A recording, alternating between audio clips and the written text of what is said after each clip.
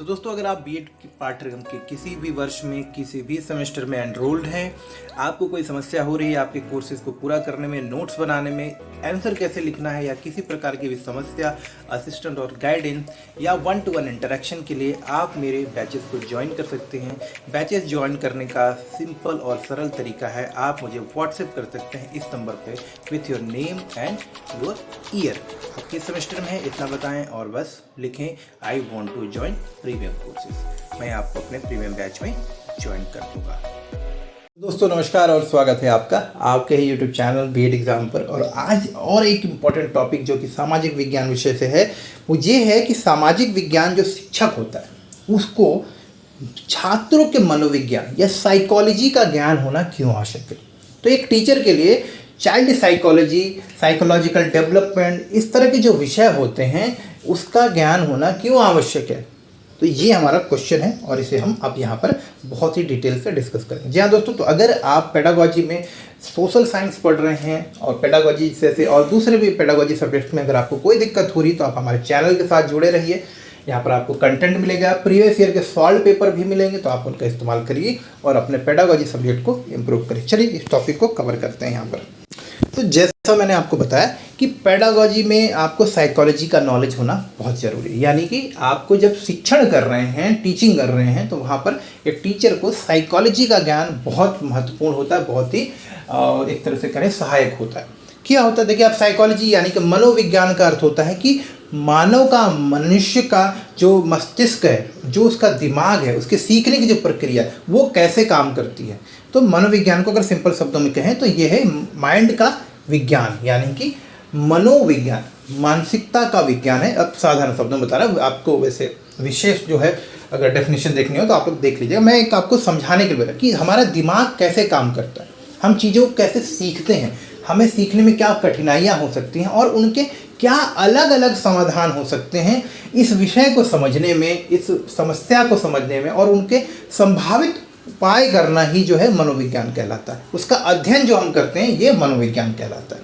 तो अगर एक शिक्षक जो कि अपने क्लास में छात्रों को विभिन्न प्रकार के विषय पढ़ा रहा है, अलग अलग विषय का अध्ययन करा रहा है, अगर वो इस बात को समझ जाए कि भाई छात्रों का मानसिक विकास कैसे होता है, छात्र विषयों को सीखते कैसे, छात्रों के अंदर विषय का ज्ञान डेवलप कैसे होता है, वो उसको ग्रहण कैसे करते हैं, ज्ञान को, नए विषय को सिखाया कैसे जाए ताकि बच्चे प्रभावी तरीके से सीख पाएं। अगर इस तरह के प्रश्न एक छात्र के शिक्षक जो है दिमाग में है और वो उन चीज़ों को जानना चाहता है तो कहीं ना कहीं उसे मनोविज्ञान का, खासतौर पे छात्रों के मनोविज्ञान का ज्ञान होना चाहिए, उसको उसकी समझ होनी चाहिए। तो अगर एक शिक्षक को मनोविज्ञान की समझ है, उसको पता है कि छात्रों के मानसिक विकास की प्रक्रियाएं क्या हैं, कैसे वो काम करती हैं, कैसे वो छात्र सीखते हैं, तो कहीं ना कहीं वो एक अच्छा शिक्षक बन सकता है। तो आइए समझते हैं कि छात्रों के मनोविज्ञान का ज्ञान एक शिक्षक को किस प्रकार से मदद कर सकता है। पहला है, knowledge of psychology is highly relevant to teacher as it provides information about how childrens learn. देखिए यहाँ पे समझ लीजिएगा, मनोविज्ञान का ज्ञान जो है यहाँ पर आप देख सकते हो कि मनोविज्ञान का जो ज्ञान है शिक्षक के लिए अत्यधिक प्रासंगिक है, क्योंकि बच्चों के सीखने की प्रक्रिया कि वो कैसे सीखते हैं, ज्ञान को कैसे ग्रहण करते हैं, आत्मसात करते हैं, इसे जानने में मदद करता है। और जब आप ये जान जाओगे कि एक छात्र, स्टूडेंट कैसे चीज़ों को सीखते हैं तो आप उस प्रक्रिया को मास्टर कर लो जैसे कि बच्चे सीखते हैं। उस प्रक्रिया को अगर आप समझ गए तो फिर आप छात्रों को उसी अनुरूप पढ़ाओ जैसे कि छात्र सीख रहे हैं। तो कहीं ना कहीं इससे आपको फ़ायदा क्या मिलेगा कि आप अब जो छात्र हैं संज्ञानात्मक विकास यानी कि छात्रों के सीखने के प्रक्रियाओं के जो स्टेजेस है, चरण है, उनके बारे में आप जान पाओगे। तो एक शिक्षक संज्ञानात्मक विकास के चरणों के बारे में सीख और समझ सकता है और विभिन्न विकासात्मक स्तरों पर अधिकतम से अधिकतम अधिगम करने के लिए अपनी पाठ्य योजनाओं को विकसित कर सकता है। तो जब आप छात्रों के मनोविज्ञान को सीखोगे, समझ जाओगे, छात्र कैसे सीखते हैं, इस पूरी प्रणाली को समझ जाओगे, इस पूरे सिस्टम को समझ जाओगे, तो आप अपनी टीचिंग की प्रक्रिया को उसी के अनुरूप से लेसन प्लान को, यूनिट प्लान को, टीचिंग मेथड्स को उसी अनुरूप डिज़ाइन करते हैं जिससे कि बिल्कुल मैच करता है बच्चों के लर्निंग के स्टाइल से, उनकी स्पीड से, और जो बातें जिस स्तर पर बच्चे सीख पाते हैं आपकी पाठ योजना भी उसी अनुरूप बनती है। और जब आप पढ़ाते हैं तो आपकी पाठ योजना के अनुरूप जब आप उसको पढ़ाते हैं तो जो भी आप पढ़ाओगे वो बच्चे सरलता से सीख पाते हैं, अच्छे से सीख पाते हैं, और जो सीखते हैं वो आजीवन उनके काम भी आता है। इसके अलावा knowledge of psychology allows teacher to develop their teaching method and use assessment and measurement process. अब देखिए, जब आपको मनोविज्ञान का ज्ञान होगा तो आप इस बात का आकलन कर पाएंगे कि जो आप पढ़ा रहे हैं वो बच्चे सीख रहे हैं और जो सीखा है वो किस स्तर तक, किस हद तक सीखा है। तो आपको अब आकलन करना और मूल्यांकन करना आ जाएगा कि जो आप पढ़ा रहे हो कितना प्रभावी है, कितना सार्थक हो रहा है और बच्चे किस हद तक उसे सीख पा रहे हैं, जिससे कि आप जो है अपनी शिक्षण विधियों को विकसित करके उसमें नवीनता ला सकते हैं, उसमें आवश्यक बदलाव ला सकते हैं और फिर वापस पुनः उनका मूल्यांकन और मापन करके उसमें ज़रूरत पड़ने पर फिर बदलाव कर सकते हैं। तो मूल्यांकन और मापन करने में आपको मदद मिलेगी। अब आप अपनी चीज़ों को बेहतर समझ पाओगे, कितना कम है, कितना और करना है, कितने बदलाव लाने, वो सब अब आपके कंट्रोल में होगा। तो साइकोलॉजी का ज्ञान सिर्फ आपको बच्चों के बारे में सीखने में मदद नहीं करती, बल्कि आपको भी एक प्रभावी शिक्षक बनने में मदद करती है। आप भी कुछ नया सीखते हैं, आपके भी शिक्षण विधियों में विकास होता है और आप एक प्रभावशाली मास्टर टीचर बन जाते हो। मनोविज्ञान का ज्ञान एक शिक्षण को उन सभी शिक्षण विधियों को शिक्षण के दौरान प्रयोग करने और उन सभी तकनीकों को सीखने में मदद करता है जो कि एक छात्र को किसी भी अवधारणा, किसी भी कॉन्सेप्ट को बेहतर तरीके से सीखने में मदद करती है। तो आप उन सभी टेक्निक्स को सीख जाओ। उदाहरण के लिए मान लीजिए आपको ह्यूमन डाइजेस्टिव सिस्टम बताना, यानी कि मानव के पाचन तंत्र के बारे में बताना है।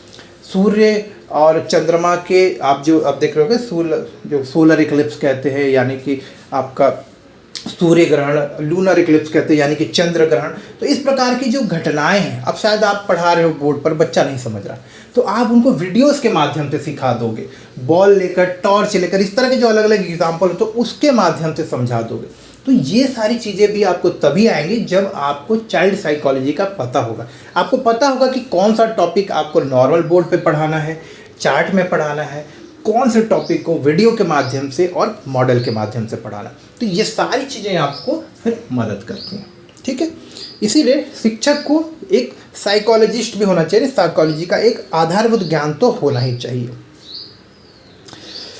एक शिक्षक जो मनोविज्ञान जानता है, छात्रों के मनोविज्ञान से परिचित है, उसको उसने अध्ययन किया है, उसमें वो अपने छात्रों के व्यक्तिगत शिक्षार्थी की विभिन्न जो आवश्यकताएं हो सकती हैं, उनके सीखने की जो विभिन्न पहलू हो सकते हैं, उससे वो परिचित होता है और उसके अनुरूप वो छात्रों की मदद कर सकता है, उनको मार्गदर्शन दे सकता है, उनकी व्यक्तिगत स्तर पर मदद कर सकता है, उनकी आवश्यकताओं को समझ के अपने शिक्षण विधि में बदलाव कर सकता है, छात्र से बात कर सकता है, उनके माता पिता से बात करके उनकी हेल्प कर सकता है। इसके अलावा छात्रों को अपने भावनाओं, व्यवहार और व्यक्तित्व को पूरी तरह से समझने में मदद कर सकता है, उनकी समस्याओं को उन्हें समझने में मदद करने में मदद कर सकता है।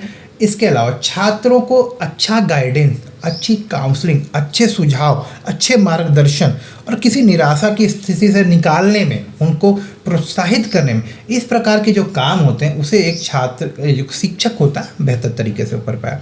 तो विशेष रूप से शैक्षिक मनोविज्ञान की जब आवश्यकता आपको तब पड़ती है जब आपको छात्रों को व्यक्तिगत रूप से भी मदद करनी होती है।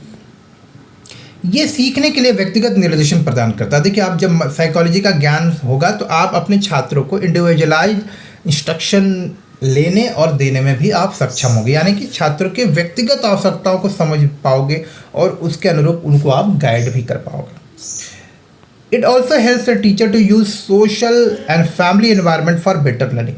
जब आप साइकोलॉजी का ज्ञान रखते हो एक शिक्षक के रूप में, तो आप समाज को समझते हो, माता पिता के योगदान को, विद्यालय के योगदान को, पूरे स्कूल सिस्टम के योगदान को समझ सकते हो कि ये सारे जो घटक हैं, स्कूल, सोसाइटी, फैमिली, किस तरह से एक छात्र के जीवन में महत्वपूर्ण है, किस तरह से एक छात्र के व्यक्तित्व के विकास में, उसके शैक्षिक विकास में मदद करते हैं। तो बेहतर सीखने के लिए आप छात्रों के सामाजिक और पारिवारिक माहौल का उपयोग कर सकते हैं, ताकि आप अपने छात्र को, जो शिक्षक है वो अपने छात्रों की बेहतर मदद कर सके, अपने आसपास के वातावरण में एडजस्ट करने में, सर्वाइव तो करने की ज़रूरत नहीं, एडजस्ट करने में, ताकि आप समाज में बेहतर तरीके से रह सकें, बेहतर तरीके से काम कर सकें और बेहतर तरीके से अपना प्रदर्शन कर सकें। इसके अलावा और कुछ पॉइंट्स हैं। मनोविज्ञान का ज्ञान एक शिक्षक को यह भी समझने में मदद करता है कि एक बच्चा किस प्रकार से प्रेरित होगा। हर बच्चे को आप जो है चॉकलेट देकर मोटिवेट नहीं कर, हर बच्चे को आप शाबाशी देकर मोटिवेट नहीं कर सकते। तो हर एक बच्चा अपने आप में अलग है, यूनिक है, तो इस बात की समझ आपको होनी चाहिए। तो अलग अलग व्यक्तित्व के अनुसार व्यक्तित्व का ज्ञान होना, व्यक्तित्व का आकलन कर पाना, ये भी मनोविज्ञान के अध्ययन से ही आपको मिलेगा। तो अगर एक शिक्षक मनोविज्ञान से परिचित है तो वो इस बात को समझेगा भली भांति कि हर एक छात्र अपने आप में विशेष होता है, अलग होता है। तो हर एक छात्र की लर्निंग स्टाइल भी अपने आप में अलग होती है, और आप उन छात्रों को उनके अनुरूप पढ़ाइए, जिससे कि वो समाज के साथ में अच्छा सामंजस्य बैठाएं, दोस्तों के साथ में उनका व्यवहार अच्छा हो, सहभागी रूप से उनके साथ में बैठें, कोऑपरेटिव लर्निंग में भाग लें, लोग साथ अच्छे घुले मिले, उनका व्यक्तित्व का विकास हो, उनके कम्युनिकेशन स्किल इम्प्रूव हो, और साथ ही साथ वो समाज में अपना महत्वपूर्ण योगदान कर पाए। इस सारी चीज़ों को सुनिश्चित करने में कहीं ना कहीं मनोविज्ञान का ज्ञान जो है शिक्षकों को होना चाहिए। अगर है तो आप कहीं ना कहीं एक साधारण शिक्षक से बहुत ज़्यादा भिन्न और बहुत ही ज़्यादा योग्य शिक्षक बनते हो। तो ये थे इंपॉर्टेंट पॉइंट्स जिसके मैंने कवर किया है, आप इन्हें आराम से लिख सकते हो। इसका PDF भी आप हमसे ले सकते हो।